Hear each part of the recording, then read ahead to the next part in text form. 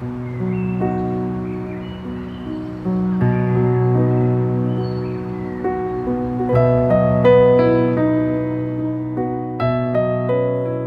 malam sebelum tidur. Berbahagialah orang yang tidak berjalan menurut nasihat orang fasik, yang tidak berdiri di jalan orang berdosa, dan yang tidak duduk dalam kumpulan pencemooh. Tetapi yang kesukaannya ialah Taurat Tuhan, dan yang merenungkan Taurat itu siang dan malam. Ia seperti pohon yang ditanam di tepi aliran air, yang menghasilkan buahnya pada musimnya, dan yang tidak layu daunnya. Apa saja yang diperbuatnya berhasil. Sahabat Kristus yang mengasihi dan dikasihi Tuhan,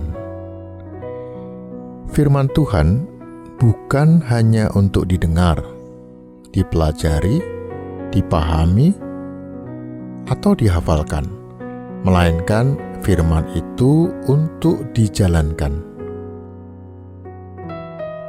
Bertahun-tahun saya telah belajar teologi, ilmu tentang Tuhan. Tujuannya adalah untuk mengenal apa yang menjadi kehendak Tuhan dalam hidup ini.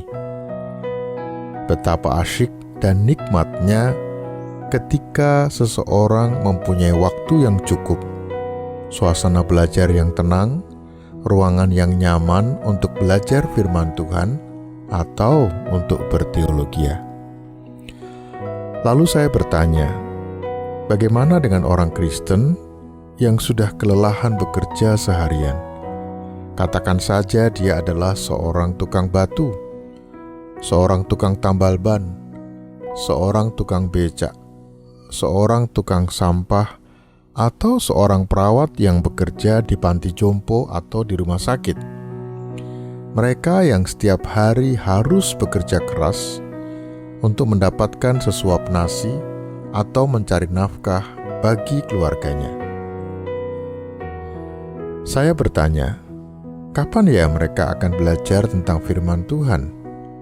Kapan ya mereka sempat berteologia seperti yang saya lakukan? Kapan mereka bisa membaca firman Tuhan tanpa batas waktu, dalam keadaan nyaman dan kenyang, tidak kehujanan dan tidak kepanasan? Sahabat Kristus, saya pernah beberapa minggu berada di Filipina dan belajar tentang Theology of Struggle, yaitu sebuah teologi yang lahir dari praktik kehidupan sehari-hari. Bahan mentahnya adalah kehidupan nyata dan kemudian dilakukan refleksi atau permenungan dari apa yang sudah dilakukan. Menariknya, teologia ini tidak mengenal dogma dan tidak mengenal teologi dari gereja mana. Ia muncul dari pengalaman keseharian seseorang, sehingga siapapun berhak atau boleh berteologi dari apa yang ia alami dalam kehidupannya. Teologi rakyat atau teologi yang muncul dari pergumulan atau struggling keseharian ini menjadi sesuatu yang sangat menarik ketika seorang petani atau penjual makanan di pinggir jalan juga mempunyai pengalaman berteologia, pengalaman dalam mempraktikkan firman Tuhan. Dan tentu saja level kehebatannya atau kehebatan berteologinya tidak dinilai dari apakah ia seorang sarjana atau seorang doktor atau profesor, melainkan apakah atau seberapa banyakkah ia telah melaksanakan firman Tuhan dalam hidupnya dan memperoleh pengalaman darinya. Sahabat Kristus, teringat akan masa-masa ketika berada di Iloilo, Filipina, saya jadi terhibur lagi. karena firman Tuhan ternyata hanya dapat dipahami dengan baik, bukan di belakang meja tulis dengan adu argumentasi, tapi lebih pada sharing pengalaman kehidupan. Apakah isi dari sharing teologi itu benar atau keliru? Tentu tergantung dari roh siapa yang memimpinnya.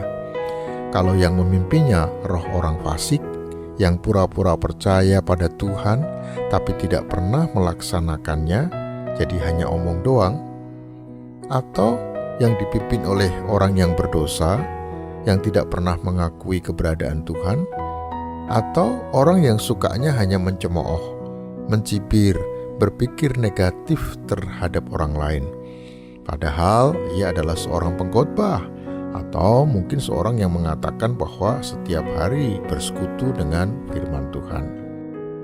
Maka sudah pasti orang yang mau dipimpin oleh orang yang seperti ini tidak akan pernah berhasil dalam hidupnya. Nah, jadi jika hidupmu mau berhasil, berikan dirimu dipimpin oleh orang yang takut akan Tuhan, yang mengenal firman Tuhan dan bergaul akrab dengannya. Bagaimana caranya? Tahu bahwa dia bergaul akrab dengan Tuhan. Lihatlah dalam kehidupannya sehari-hari. Karena tidak mungkin sumber air tawar mengeluarkan air asin. Sahabat Kristus, percayalah apa yang dikatakan dalam Mazmur 1 ini. Hidupmu hanya akan berhasil dan berbuah-buah jika dipimpin oleh firman Tuhan atau orang yang hidupnya bergaul akrab dengan firman Tuhan. Karena itu, perhatikan selalu buah-buahnya, dan bukan hanya apa yang dikatakannya atau dipikirkannya. Mari kita berdoa. Bapa di surga, pimpin kami dalam kebenaran-Mu melalui Roh-Mu yang kudus, atau melalui orang-orang yang Tuhan pilih untuk membimbing kami agar hidup kami boleh sesuai dengan kehendak-Mu. Amin. Subscribe channel ini untuk renungan selanjutnya. Dan bagikan video ini agar Anda menjadi saluran berkat. Tuhan memberkati.